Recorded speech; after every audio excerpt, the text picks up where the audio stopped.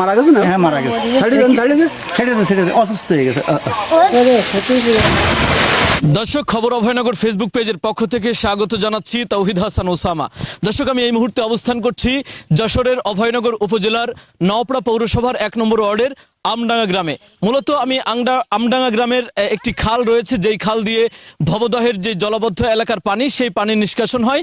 ঠিক সেই খালের পাশেই মজুমদার অটো রাইস মিল নামে একটি মিল রয়েছে, যেই মিল থেকে বর্জ্য অপসারণ হচ্ছে এই খালে, এবং ময়লা আবর্জনাযুক্ত পানি যখন এই খালে পড়ছে, তখন এখানে কেমিক্যালযুক্ত পানি যখন পড়ছে, এই এলাকার মানুষ গন্ধে টিকতে পারছে না। তাছাড়া নানা ধরনের অসুবিধা হচ্ছে, ঘা পাসরা হচ্ছে, হাঁস মুরগি অনেক সময় মারা যাচ্ছে, এমনটিও আমরা খবর পেয়েছি এবং এখানে এসে তার সত্যতা মিলেছে। দর্শক, এ ব্যাপারে আমরা একটু কথা বলতে চাই স্থানীয় কয়েকজনের সাথে।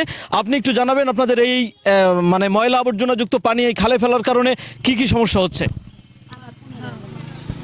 হাঁস মুরগি মরে যাচ্ছে, মানুষের শারীরিকভাবে অনেক ধরনের চুলকনি, কারো শ্বাসকষ্ট, ঘা পাছড়া, এইসব বিভিন্ন ধরনের সমস্যায় মানুষ ভুগতেছে।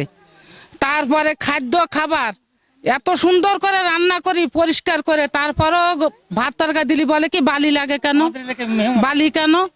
আমি বলি বালি কেন, আমি তো সুন্দর করে রান্না করি, তাহলে বালি হচ্ছে কেন? মিক্সারের মধ্যে রেখে দিই, তা সে বালির জন্য খাওয়া যায় না। ঘরে বিছান কাতা শুতে যাব, সে ধুলো বালি ছাই গেড়ো করে করে এরকম ফেলাই দিতে হয়, ঝাড়িয়ে ফেলাতে হয়। আমি মিলির মধ্যে কয়েকদিন নিয়ে গেছি, নিয়ে আমি বলেছি দেন আমাদের এই অবস্থায় আমরা কি করে বাস করব, কি করে? কলে কি আচ্ছা চাষি যান, আমরা এর একটা সমাধান করতেছি। তা আজও পর্যন্ত এর কোনো সমাধান আমরা পাইনি। আচ্ছা, আর এই হাঁস মুরগি মারা যাচ্ছে, ময়লা সাথে 16টা হাঁস ছটপটায় এক জায়গায় মরে গেল, ডিম পাড়া হাঁস।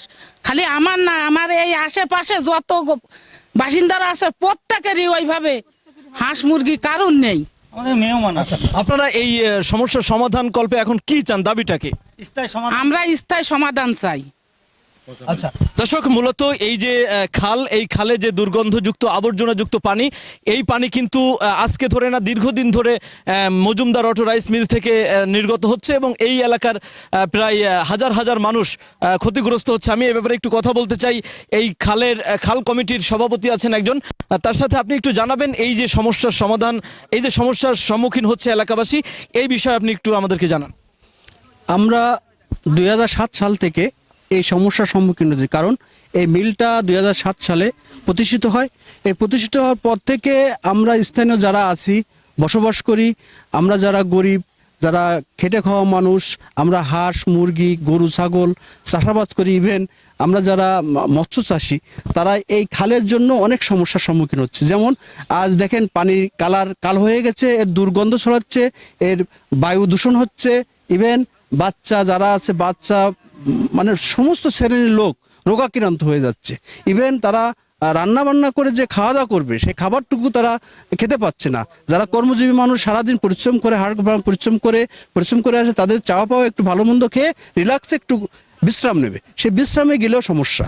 সেখানে ধুলো বালি ছাই, যে বিভিন্ন রকম চুলকানি পাছড়া ঘা, এরা তো গরিব মানুষ, এরা তো ডাক্তারের কাছে যে টাকা দিতে দিতে শেষ। তা আমি এই খাল কমিটির সভাপতি বা স্থানীয় একটা লোক হিসাবে, বা আমি বাংলাদেশের নাগরিক হিসাবে, আমরা যারা ঊর্ধ্বতন কর্মকর্তা আছে, পরিবেশ টিওনো ইওনো ডিসি মহোদয়, ইভেন সরকারের কাছে দাবি জানাই, এটা ব্যবসা বাণিজ্য চলুক, ব্যবসা বাণিজ্য করুক, দেশ এগিয়ে যাক, কিন্তু এই সাধারণ জনগণকে মেরে না। দর্শক, আপনারা শুনছিলেন মূলত এই এলাকার মানুষ এই খালের কারণে এবং মজুমদার অটো রাইস মিলের এই বর্জ্য অপসারণের যে প্রক্রিয়া, এই প্রক্রিয়ার কারণে খুবই ক্ষতিগ্রস্ত। আপনার কাছে একটু জানতে চাই, এই যে সমস্যার সম্মুখীন হচ্ছে এলাকাবাসী, আপনারা কি ভাবছেন? প্রায় 18-20 বছর এই মিলের বয়স। এই 18-20 বছর ধরেই এই এলাকার যেসব বাচ্চা কাচ্চা তারা অসুস্থ হয়ে পড়েছে, তারা রোগাক্রান্ত হয়, তারা মানে জীর্ণ শীর্ণ একটা শরীর, তারা এই অসুস্থতার কারণে, এই পরিবেশ ভালো না থাকার কারণে এরা অসুস্থ হয়ে পড়ে। এখানকার মূল সমস্যা হচ্ছে এই মিলটা যখন চলে, এখন সিজন ভরা ধান, 24 ঘন্টা প্রায় এই মিলটা এখন চলবে। এই মিলের যে তুষ হয়, মিলের ছাই হয়, এইগুলো ছাইলো দিয়ে উপর থেকে উড়ে এই এলাকায় কয়েকশো পরিবার আছে, এই পরিবারের খাবারের ভিতর যায়। মানুষের গোসলের করার সময় পুকুর সহ মানে সমস্ত স্তরে স্তরে এইটে মানুষের সাথে লেগে আছে। আমি দ্রুত প্রশাসকের দৃষ্টি আকর্ষণ করার জন্য অনুরোধ করব, তারা যেন দ্রুত দৃষ্টি আকর্ষণ করে এবং এই পানি নিষ্কাশন বিকল্প ব্যবস্থা করে।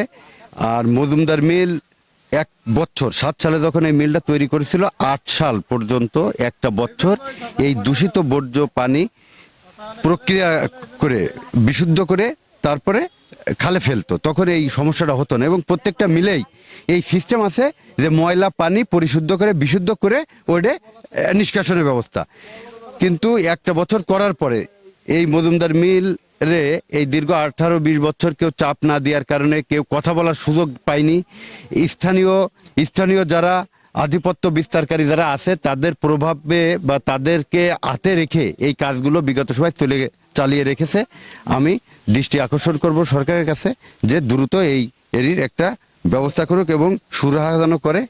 আল্লাহ হাফেজ। জি দর্শক, এতক্ষণ ধরে আপনারা শুনছিলেন এই যে মজুমদার অটো রাইস মিলের যে অপরিশোধিত পানি সেটি খালে আসছে, খালে এসে যে দূষিত পানি, কেমিক্যালযুক্ত পানি, এটির কারণে হাঁস মুরগি মারা যাচ্ছে, ছোট্ট ছোট্ট শিশু কিশোরেরা ঘা পাশড়ে আক্রান্ত হচ্ছে, শ্বাসকষ্ট হচ্ছে, ধুলাবালির কারণে ঠিকমতো তারা খেতে পারছে না, ঘুমাতে পারছে না।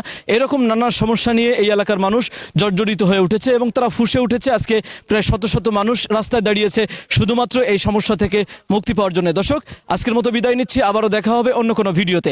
সেই পর্যন্ত সবাই ভালো থাকুন, সুস্থ থাকুন, আল্লাহ হাফেজ।